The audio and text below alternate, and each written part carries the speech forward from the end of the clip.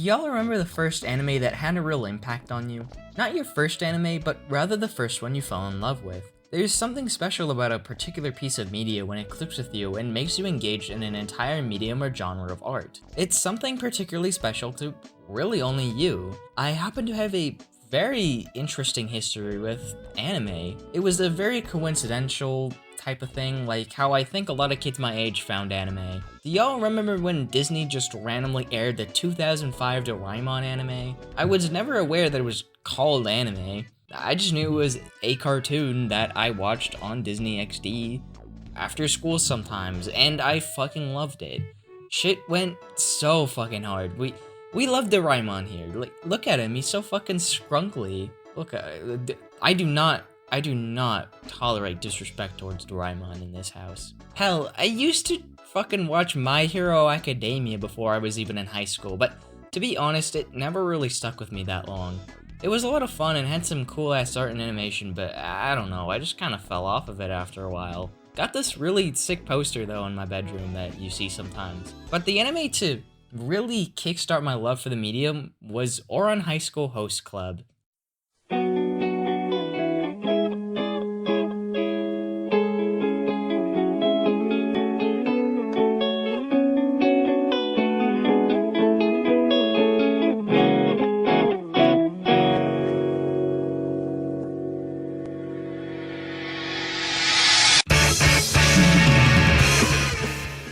Ouran and I have quite the history. I found the show while scrolling through Netflix in the latter months of 2020. It was a particularly rough patch for me after coming out in loads of other things in my personal life. I watched the show in tandem with Toradora, which is another anime I'm very fond of, and I absolutely adored it. It was one of the first anime I remember actually finishing. But why? Why did this show, compared to literal industry giants such as Sailor Moon and Cowboy Bebop, catch me? I've always been a bit privy to realistic fiction. I was more of a Dork Diaries fella, you know? Those who know me know that I adore slower, more character-driven pieces of work, yada yada yada. But Ouran was the first anime I saw really do that? The concept of anime in my head was always of the shonen variety. Big fights, big dudes, big boobs. The fucking works. But you know what? I like the gay twinks more. Ouran has a certain vibe to it that feels relatable despite its premise. That being about a club hidden in an unused music room of a fancy private school for rich girls with too much free time to hang out with rich men with too much free time. Haruhi Fujioka, the main protagonist, was definitely not that. She's what the show likes to call a commoner, but she's enrolled in the Ouran Academy for her grades. She stumbles into the host club one day just to study, but accidentally breaks a vase, thus making her repay the debts to the host club. It's a premise that brings a lot of stakes, but it allows the show to breathe a little bit and focus on its characters, as not every episode is just focused on the host club. A good chunk of the show is about the many struggles of the main cast and other people they find along the way. The anime tackles themes such as love, identity, family, and more, and surprisingly gives them a lot of compassion. Ouran wears its heart on its sleeves, and that was engaging to me and something I really appreciated on my rewatch. Its characters were really likable too. They do cling on to a specific archetype, but I'd argue that elevates the characters in a way that makes them very unique and memorable. You get characters such as Tamaki, your stereotypical pretty boy, and Honey, who's your cutesy type with a little bit of a twist to him. I couldn't think of a better word. Or you get characters such as Hikaru and Kaoru, the twin brothers with incestuous homosexual tendencies. Woo! I really love this cast though. None of the characters, save for Haruhi, feel like they're the main star of the show, and that allows it to explore all of these characters equally. A problem I had with something like Sailor Moon was that for the most part, the individual cast members other than Usagi and Chibiusa after she got introduced got shafted to the wayside. Each other inner senshi maybe got an episode or two after their introductory episode. Sailor Mercury did get the best piece of media from Supers, that being that short that played before its movie played, and Venus got one of the better episodes of the original series, but like, my point being is that Ouran successfully avoided the traps that shows with large ensemble casts such as Sailor Moon fall into. As the show goes on, you get to learn so much more about the characters, and I might say that the latter half of the show can be real emotional, at least in my eyes. The Alice in Wonderland episode hit me harder than I thought for pretty personal reasons, The show has a really nice emotional core to it that you would never expect. You believe that the cast actually cares for each other. I love me some found family plots. I don't even mind Tamaki and Haruhi's dynamic. Usually, though, that's a topic for later. I love how they portray Tamaki and his love for Haruhi, mostly. Again, for later. Every other character is great though, and super fun to watch. The episode about the twins fighting was also a very interesting episode, addressing how people handle conflicts even if they love each other and the struggle with identity. I swear to God, this show hides a lot of deep shit that you just wouldn't think would appear in a show like this. But everything is handled with the love and care that it deserves too, though with enough comedy to it to where it isn't like a complete drama or anything. And man, those last couple of episodes are fucking masterful. Like, it feels like everything the show was building up to with the themes of found family are really coming together. Many episodes show how various members first encountered Tamaki in the host club. It's just super awesome to see everyone band together one last time to pay back to Tamaki in a way. And I haven't even discussed how genuinely hilarious this show can be. And when I say funny, I mean laugh out loud funny. The show utilizes really smart, witty dialogue and over-the-top visual gags. There's a decent amount of visual motifs throughout the show, such as these arrows that will point at specific objects that'll become relevant for a gag or a plot point. And it never fails to make me laugh. There's also a good amount of that sort of humor that's been really popular within the last 5 years or so, where it'll break the fourth wall or poke fun at itself, but unlike those, I never really found them grating. In fact, I found them to be some of the funnier jokes in the show. The animation, which was done by Studio Bones, best known for Mob Psycho, Full Metal Alchemist Soul Eater, MHA, and more, elevate the humor. The studio is pretty iconic for breathing life into characters with expressive as hell animation and style. Ouran fits in with a lot of other 2000s cartoons with its use of thick outlines and angular characters. And the backgrounds ooze charm with lush and colorful landscapes. Everything's so bright and lovely to look at. I love the pastels used in every scene, including Haruhi's home, and the movements, they're just so fun to watch.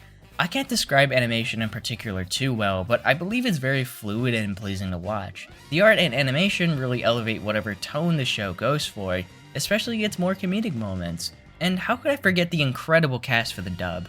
I don't think I could watch this show any other way.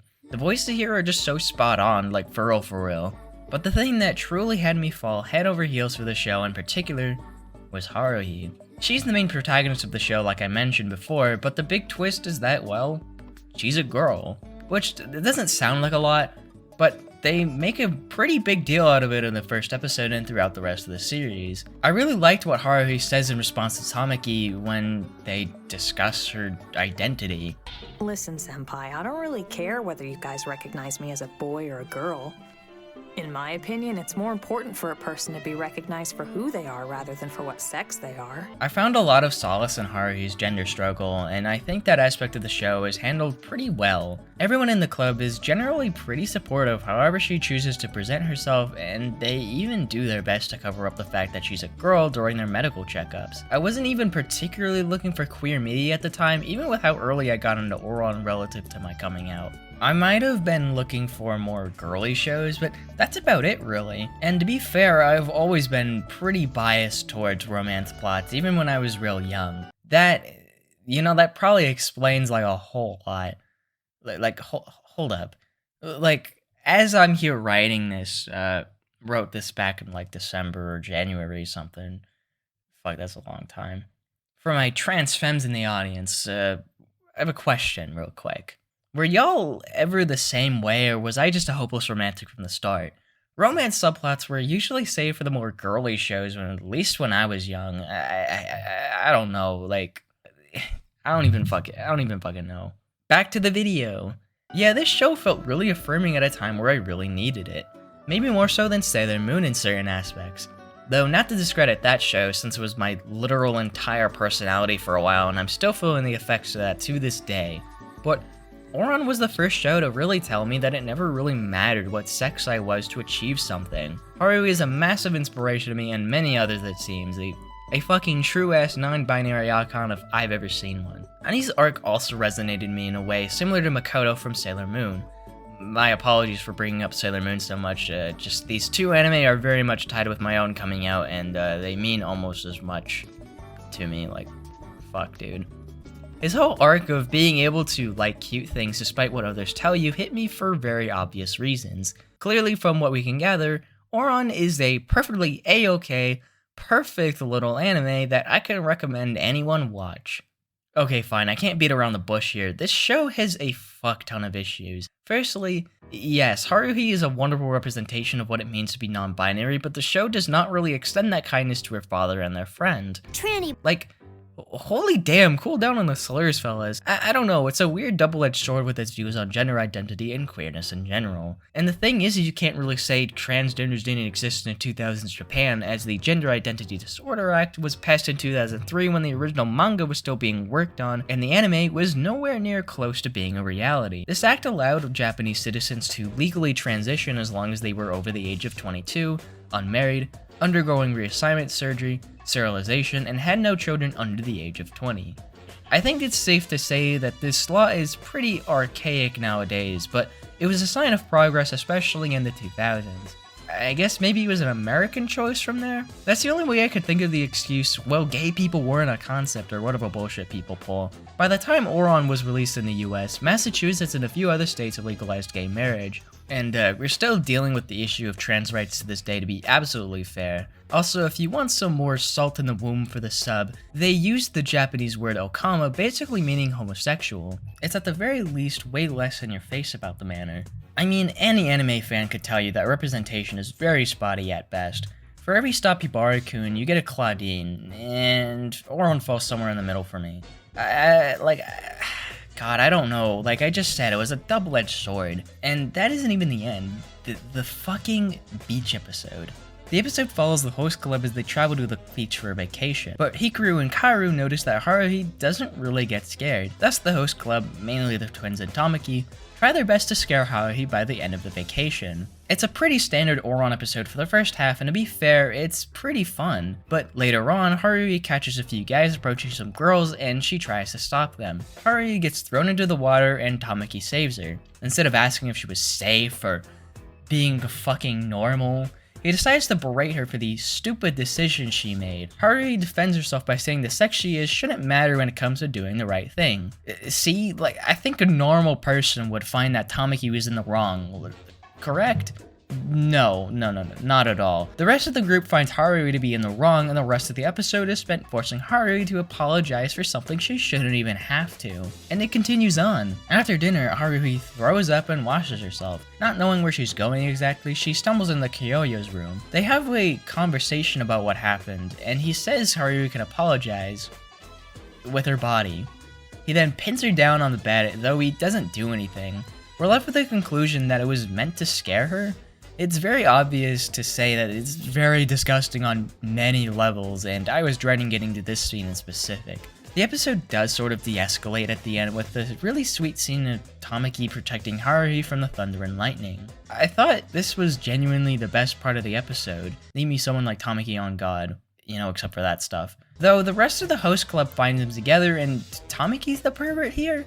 Look, usually Tamaki's the womanizer of the show, and I get that, but I feel sort of bad because fucking Kyoya is right there. That really bothered me, to be honest. Even ignoring the fact that if you have an episode rewarding the characters for being outright sexist and assaulting Haruhi, it felt unfocused. Half of the episode is spent trying to scare Haruhi, right? But they take this 180 with the dudes and all that. Like, I feel if this episode took out all of that and was about finding Haruhi's fears, then it would have been a much better episode. I think this is like the one skippable episode of the entire show, and that makes me really disappointed. There's also the twincest aspect of the show, and while it's not like these two brothers are in a relationship or something, it's a tad off. Far from the worst thing it has going for it, but I felt inclined to address it, though it definitely sounds like the worst thing, but guys, it's not as bad as it looks, I swear it's a lot worse out of context. This next point isn't really much of an actual point? I don't know.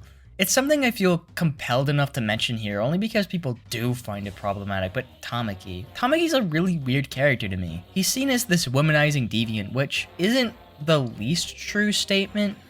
I mean, there can be some pervy things about Tamaki, but I always felt like, with the exception of a few moments mentioned earlier, the antics were more similar to someone like Lupin III. I've definitely seen worse characters, and people have defended those just a-okay. Though something that I can't really be as kind to is the fact that the voice actor, Vic Mignogna, has had multiple allegations of sexual assault against him. Many say that Vic and Tamaki actually mirror each other, which is pretty shady to compare someone's real-life abuse to fictional cartoon characters. So, while scrolling Twitter during the editing process of this here video, I found out that our good friend Vic here has gotten himself into even more hot water by saying that people who said that it was creepy for him to attend an event at a middle school are breaking the law. And also, he owes several $100,000s to people who he sued for defaming him, which he didn't, by the way. And he's still a weirdo sex pest. Woo. Woo. I love our good friend Vic Mignogna. I love him. At the very worst, Tamaki's imagining Haruhi in a lewd way. It's definitely a bit sleazy, sure, but it's not unlike a teenager, especially in a comedy anime. I can see where people come from, but I just don't see it fully. Maybe I have a bias because I used to have a huge crush on him or something, but even now, I just don't get it. I think Tamaki's very flawed, like he's homophobic as hell, and I can't really excuse that, but it is completely wrong to say otherwise that he isn't a really bad guy. It's complicated. I think most of what Tamaki stands for is good, and he's shown us the character to bring everyone together. He has a heart of gold for the most part, and I think that's very well shown. Yeah, I don't think I made the best case for the show, and fair enough. It's very, very flawed. Many elements are really problematic and pretty disgusting. I wouldn't put it past someone for not checking out the show because of what I said. I feel like what I did say, though, is pretty important for someone wanting to go into the show. And besides, there's lots of other art out there in case you didn't feel interested. But I also don't think it's wrong to love or adore the show like I still do. The conflict of problematic art is a very interesting one, and honestly weird, especially when discussing anime, which is still notoriously problematic to the point where many are turned away from the medium. Even really good shows that are usually fine have weirder elements stuck in, like Komi Can't Communicate to Yamai, who's this weird tsundere character that the show really wants you to like for some damn reason. Like, bro kidnapped one of the main protagonists and everything's pretty much a-okay by the end of that same episode? Huh? And when discussing a really touchy subject such as queer representation, it gets worse. Like I said, for every Stoppy Barakun, there's a Claudine. Claudine, for those not in the know, which is most of you because you go outside, was a mid-70s manga about a trans man by the name of Claude and his life. Much of the story is very much tied to this transness and dysphoria, such as him feeling like he has an imperfect body, and that being the reason why he can't be loved. There's also a fuck ton of misgendering throughout, and unfortunately it doesn't have a happy ending. The story ends with Claude killing himself. Many commended it for starring an explicitly trans character, but what I mentioned earlier doesn't really help its case, especially nowadays, and even more so when queer tragedies have been very worn out by this point, and even during its time. I think about a comment I got from my Azumanga Daioh video quite a lot. It's regarding Kairin's sexuality and how unproblematic I found it. According to the commenter, the show's representation was only so unproblematic because of how little was done with it. And yeah, they're fucking right. The show is much more focused on the crush aspect of it rather than the gay part of it, if that makes any sense. Like, it sort of displays the crush as a phase more than an actual love. It really got me reflecting on much of the queer media I've consumed, or just anything with queer representation. Even to this day, LGBT topics and people are very much glossed over in this grand scheme of anything. Whether that be corporate meddling or the fact that much of our world is still not accepting, it just happens to be our case, unfortunately. I think through it, works like Claudine have gained a weird bit of notoriety, and you know what? I'm sort of here for it. Obviously, I'm not into the whole suicide thing, but living as an LGBT person is still very messy. Whether that be romance, friendship, family, what have you, it's messy. And having 100% unproblematic representation is kind of a pipe dream that I doubt will happen. And there's a particular film that I can point to. Call Me By Your Name.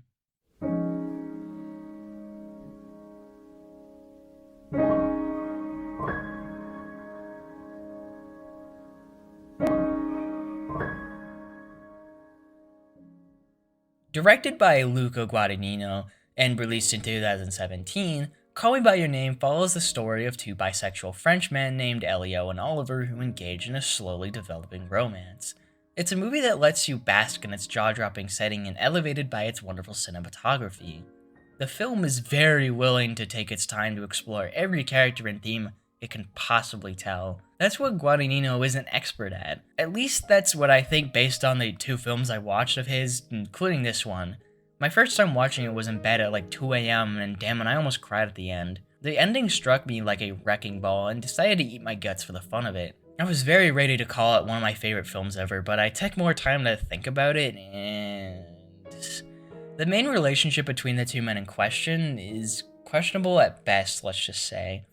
Even when watching, I felt semi-grossed out at certain scenes. Like the scene with the peach was just really disgusting. I'm not even gonna sugarcoat it. I'm not gonna describe the scene only because it's actually gross, but the scene is one of the many examples of Oliver's manipulation of Elio. And by the way, Oliver is depicted as a man somewhere in his 20s, debatably mid to late 20s, while Oliver is 17. It's quite the something. A lot of things actually, and the first thing you tell me is that this is wrong. Awful, disgusting, illegal, how could someone enjoy this film at all? And you wouldn't be wrong. Yeah, obviously I'm not Italian, so I feel like I shouldn't be speaking on their behalf on whether it's wrong or not. Let me be clear when I say I don't support large age gaps, but I just don't exactly want to speak for a culture I have very little knowledge of. And honestly, as stated before, I feel like that isn't even the end of relationship issues. I think the fact that it's a very one-sided relationship is far worse in my opinion. When actually thinking about the movie more, I start to realize these things. And while it's gone significantly down on my list of favorites because of the many issues presented, the point is, the movie still resonated with me. It still has an incredibly powerful message that I think anyone should hear. The romance definitely did feel beautiful at moments, and it definitely felt real in a way.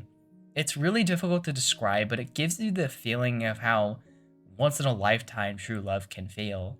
The monologue at the end is so fucking masterful, and if you engage with anything from this movie, it needs to be this. It so masterfully describes the queer experience in words that I doubt anyone else could think to muster up. That's why I think this movie means so much to so many. I mean, it was nominated for 4 Academy Awards for a damn reason.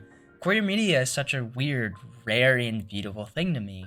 Up until very, very recently, such media was heavily scrutinized and still is very much so. And I feel like that's a part of the reason why people can overlook such a thing to at least a certain degree. Love and identity isn't explored like this often and hasn't been. But such media is so raw to its core. You had a beautiful friendship. Maybe more than a friendship. And I envy you. My place, most parents would hope the whole thing goes away. Pray their sons land on their feet, but I am not such a parent. We rip out so much of ourselves to be cured of things faster that we go bankrupt by the age of 30 and have less to offer each time we start with someone new. But to make yourself feel nothing so as not to feel anything. What a waste.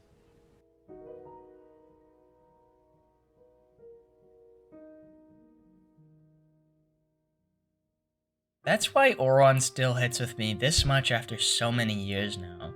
It's an anime that's made me feel every emotion both times I've watched it, and I doubt it'll ever stop making me feel those emotions. What we give up when we denounce all problematic art, no matter the reasoning, is authenticity in a way. I think the statements "this blank is problematic for reasons ABC" and "I still love this piece of media" are statements that we should be less afraid to let coexist. Some of the most uncomfortable media explores so much of the human essence that I don't believe many things can. Bad things exist in our world, and we can't shelter ourselves from them for forever. And I'm not talking about things that glorify these issues, by the way. I can denounce something like dog dick without ever having seen it while praising Call Me By Your Name. I can't force someone to exactly grow a backbone and just ignore these types of things. As someone who's experienced quite a lot of queerphobia in my short time of being out, it's hard to live with yourself most days. It's a really small world out there, and I couldn't imagine how others feel about that beach episode. Last thing I want to do is bring up trauma. I'm just here to talk about Japanese cartoons, and Ouran just so happens to be one of my very favorites. It's a funny, charming, and sweet anime that shows how beautiful and valid a found family is and the importance of love. That was always the emotional core of the show, and while it definitely stumbled along the way, I can't think of a timeline where I wouldn't love it and admire it all the same. Kiss, kiss for love. Hey, hey, hey. I see you come, I watch you go. You never seem to leave me though. So is this love or hate? We'll see. You're making me crazy. Inside my dreams, you're all I see. Well, all I see is you and me, lady, maybe, or host. I really don't mind. Everyone loves being in the host club. We really do. Even me, senpai. Maybe we could take this chance. Maybe you're my last. We're like a family to him. He doesn't want that to change. It seemed like the more I listened, the more ridiculous his plans became. But for some reason, I got the feeling that if I shared his world, I would experience something different than anything I'd ever experienced before. Just you